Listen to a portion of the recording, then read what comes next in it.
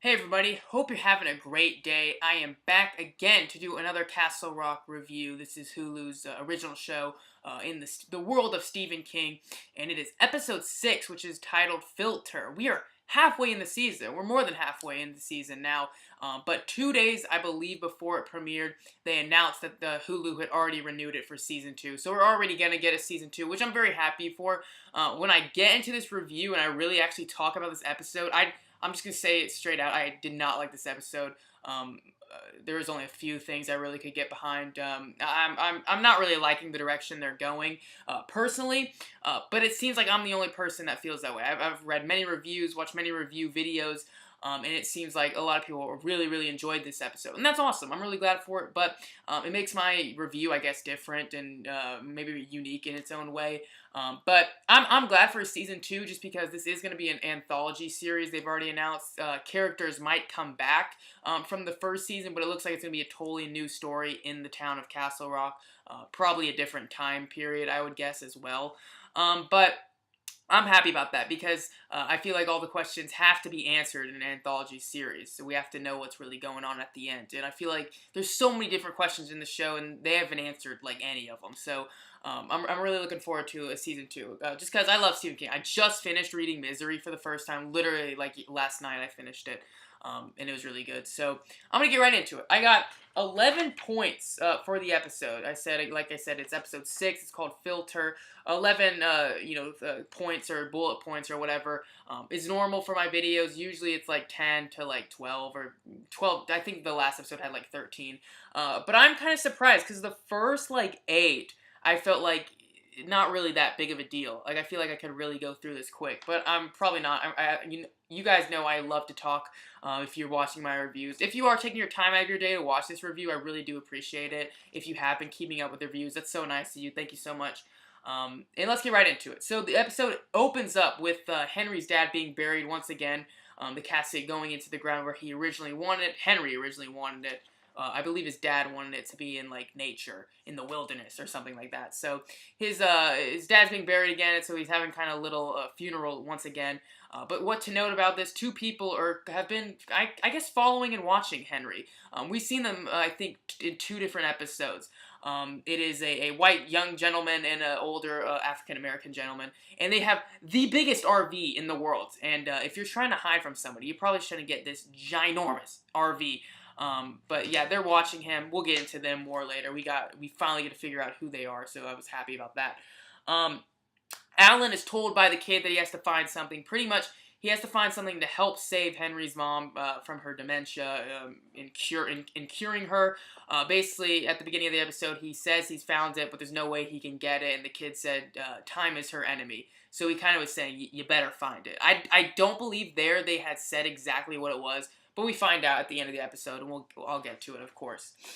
Henry's son comes to visit, or not comes to visit. Henry invites him out, which one, I don't know why Henry's doing that. That just seems kind of stupid because there's been many murders and many crazy stuff happening. You'd feel like you'd want to keep your son away from that. But I guess it's because Henry's trying to remember all the stuff. His son's kind of his age when Henry was a kid, when that whole crazy thing happened where he went missing. So maybe he's trying to use his son to kind of figure out what's going on, or maybe he'll remember stuff by seeing it through his eyes with his son. I don't know. But his son is Mike from the movie It, the movie with Pennywise, of course. And that came out last year. It was amazing. I loved it. His son's Mike, and I think that's pretty cool. I was really glad when they announced that he was in it because he's a good actor, but he doesn't really do much. He kind of just never looks up from his phone. He does that classic teenager, hooked on technology type deal. So he didn't get to do very much. I was kind of disappointed because I really do think he's cool and a good actor.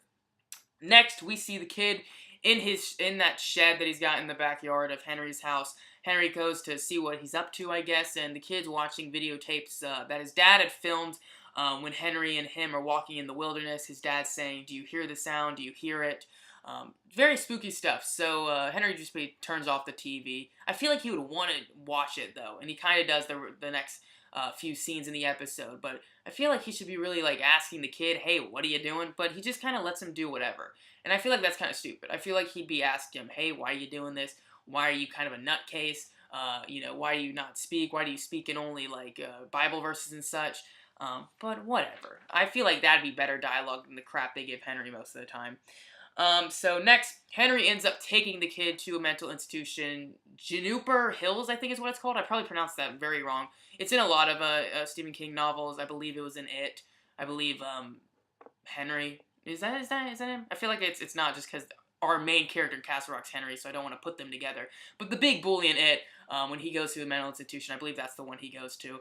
But basically, Henry finds out they can take him, the kid in, and they're gonna fix him or whatever. So he takes him there, and when they're outside of it, a dead crow just falls from the sky right in front of them. So yeah, that's probably a bad sign, Henry. You probably shouldn't take him in here. And he doesn't stay in this mental institution for long. I'll get to that in a little bit. So yeah, a dead crow falling in the sky right in front of you. You would probably think, hey, this is like an omen. Let's not do this. But whatever. So next scene, Molly ends up telling Henry, you finally get this moment we've been waiting for, that Molly is the one that killed Henry's father. She's the one that unplugged him. She tells him straight up, I felt I wasn't in the woods with you, but I could see what happened in the woods. I felt your emotions. I felt that you were scared. And then I felt you were relieved when we killed him. She says we. She says when she looked down, she saw his hands pulling the plug. She felt like it was a part of him. She was a part of him. Basically, it was a classic Molly scene in Castle Rock. Every freaking scene with Molly, I swear, with Henry, when they have a scene together, she's always telling him about her wacky powers and how she's like pretty much out of her mind, and he doesn't believe her, and he's kind of like, you're crazy, and then he leaves, and then he comes back and talks to her again. Like, he takes nothing she says, like, serious, but he always comes back and talks to her. And she basically straight up tells him that she killed his father, and he basically says, he doesn't basically, he says, you're effing crazy, you're out of your mind, pretty much, and leaves her. So I just feel like he thought she was putting blame on him that his father's dead, and she's trying to, like, remind him that he hated his father, but he doesn't think so, and she barely remembers it, too, which is kind of weird. It's so confusing. And also, I put the scene in as well because Jackie Torrance, literally her only part in the entire episode, she's fixing up a sign in front of the house. Henry comes up to her, says, where's Molly? She says, she's in the house. That's it. What are they doing with this character? I just don't understand why they make it a Shining reference, why she's related to Jack Torrance from The Shining, and they do absolutely nothing with her. I feel like there's going to be a big, big thing with her at the very end. Maybe something with powers or something. But this is such a waste for the actress. Like, I'd be so pissed if I was the actress reading this part. I'd be like, hey, are you guys going to have me do something? Or am I just going to, like, tell everyone where Molly is? Because that's all she pretty much does. I'm kind of angry about it. If you can't tell, I'm pretty mad about it. Next, I'll keep going. Next, we have Henry's mom talking to Henry's son. They're playing chess together with those weird pieces that we kind of keep seeing all around the house, but we don't really know why they're there or whatever. We finally get that addressed. So basically, she tells her Henry's son that she puts all these pieces around the house because of her dementia, because of her mental illness. She realizes if she's in a room, if she's like in the refrigerator and she's, looking through the ice cubes or whatever, and she sees a piece in the fridge, she knows this is present. This is really happening. This is real life. It's not the past. It's not the future or whatever. It's happening right now. And it was kind of sad. I felt bad for her. I really feel bad for her. Her character I like a lot, and I wish we saw a lot more of her, honestly. It's a shame, man. It's a shame. I feel bad for Henry's mom. I really do. Next, we see Alan. Basically, he goes to this car place, junkyard, pretty much, and to find what he was looking for. So this entire time, he's been looking for the warden's car, which he drove off a cliff when he committed suicide. That's what Alan's looking for. That's what the kid wants to supposedly help heal Henry's mom. So he finds the car. The guy that, I guess, owns the junkyard basically says he can't take it. Tough luck. Get out of here. You're crazy, old man. And Alan pulls out his gun and says, I'm taking this car. And that's pretty much how he gets it. So right before he gets out of his car when he's in the junkyard, we hear from the mental institution that the kid is in. A big fire broke out, and a lot of people died. And 4 inmates are on the loose. 4 dangerous inmates are on the loose. So I'm like, why didn't Henry get a call, like, saying, hey, your inmate broke out, or something like that? Maybe the episode just happened so fast they didn't have time to call him or something. But I thought, like, wouldn't they alert him and let him know the inmate's out? Wouldn't they alert, like, a lot more people, not just be on the radio? I don't know. This town, man, this town's crazy. But we got basically what I think are the biggest parts of the episode, honestly, in the second part of this review. We're going to get right into it. It gets really crazy, and I honestly don't even know if I understand it fully. I don't. I'll just say I don't understand it fully. But we're going to dive right into the second half of this review, and I hope you're enjoying it so far. Alright, so we're on to the second half of this review. Not really second half, it's just really the final points, wrapping this thing up. Henry is going in the wilderness with his dad's camera, basically using the video footage as a way to trace his steps, to finally figure out like where he was going in the woods, maybe, you know, figure out what the heck is going on. And finally, he finds the two people that have been following him and like watching him when he was at his dad's funeral again. He finds them in the wilderness. It's like nighttime. It's like 9 o'clock, and they got a fire going. And we learn the names of Willie, who's the younger white gentleman, who's played by Rory Culkin, who's Macaulay Culkin's brother, who, of course, Macaulay Culkin is Home Alone. I don't want to just say it's Rory, he's Macaulay Culkin's brother, because he was in, Rory was in Waco at the beginning of the year, the TV show, and Waco was really good. He was really, really good in it. So I was actually really happy that it was him, because I was like, oh man, I really liked him in Waco. I'd like to see him do more stuff, and this is cool, he's in Castle Rock. So he's the white gentleman, the older African-American gentleman is Odin. That's his name, and he's deaf. So basically, I'm so confused by this, honestly. This review is going to be really, really trash. You probably should look at better reviews for this part, just because I hate this kind of stuff, honestly. In Stephen King novels, he does a lot of this, like time realms and time jumps, and like the Dark Tower series, and like what's past, what's present, what's future, space-time continuum, like all this stuff he does. And I just like, I really like the horror stuff with Stephen King. I don't really care that much for the, like, past, present, Doctor Strange type crap. I just really can't get into that, and, people are really, really enjoying it. I read reviews and stuff, and people really like this, and it's supposed to be a huge Dark Tower reference, but basically, the man, while signing, because he's deaf, he actually made himself deaf. So basically, he says he knows, but Willie's translating, obviously. He says to Henry basically how he knew his dad. They figured out that they could hear the voice of God in the wilderness, but they had to block out all the sound. They had to block out everything. That's why Henry has his piercing sound. The sound is as loud as it's ever been. It basically tells him that he made himself deaf so he could block out all the noise except the sound. And the sound is apparently called schisma, or like schisma or something like that, is what they said. And it's basically, like, the past and the present and the future are all happening at once, and it's trying to bring it together, I guess. I think. I don't know. But basically, they need to block out all the noise so he can finally hear the sound of God, the sound of schisma, or whatever it is. So basically, they have this giant RV, they have this really weird room. You know when you're, like, watching YouTubers or, like, recording artists, like, music people, and they have all those soundproofing, like, not styrofoam, but, like, those foam things on the wall? It was pretty much that. It was this giant room in the RV, and it just had all those around.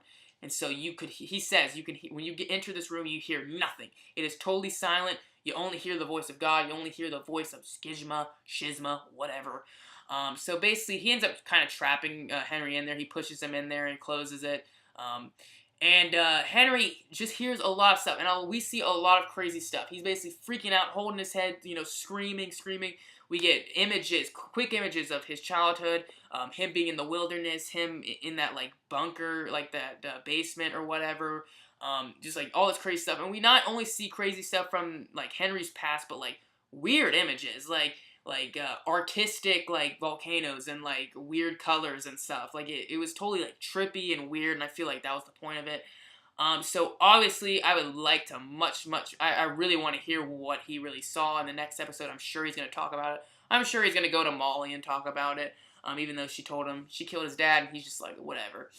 But yeah, I'm just not into that stuff, like, at all. I don't know, maybe to, like, an extent, or, like, a certain point I am, but for, like, a Stephen King, like, horror thing, I like the horror elements, I like what they're doing with the kid and such, but I don't really like this stuff. So, just, if you have a better understanding of it, let me know in the comment section. Let me know what you think it means. I'd really love to hear it. And my final point. So, Alan comes back home, and he basically says, he got the warden's car. He's telling the kid, oh yeah, the kid escaped from a mental institution. But Alan doesn't know that, apparently. So, the kid's sitting on his front step, and he basically says he's going to build a monument for Warden Lacey. He's going to build a monument for all the people that put him in that cage. So, obviously, he's doing some crazy stuff. But, real specific, before I get into the final part of the episode, basically, Henry's mom's been seeing the kid dressed up in the dad's clothes, Henry's dad's clothes, and she's basically saying, she says, I thought we buried Henry's father in those clothes, and the kid's wearing them. She kind of feels a weird presence when she sees them and such. So a lot of people have theories that the kid is going to end up being Henry's dad, and that'd be really, really weird. I don't really know what I would think about that, but it seems like it. It seems like why would he be wearing Henry's dad's clothes? Like, I don't know about that, and I just, man, I'm losing it with this episode. This is why I probably didn't like it so much. I was just so confused and didn't really understand it. But I don't want to be ignorant and say I hated the episode because I didn't understand it.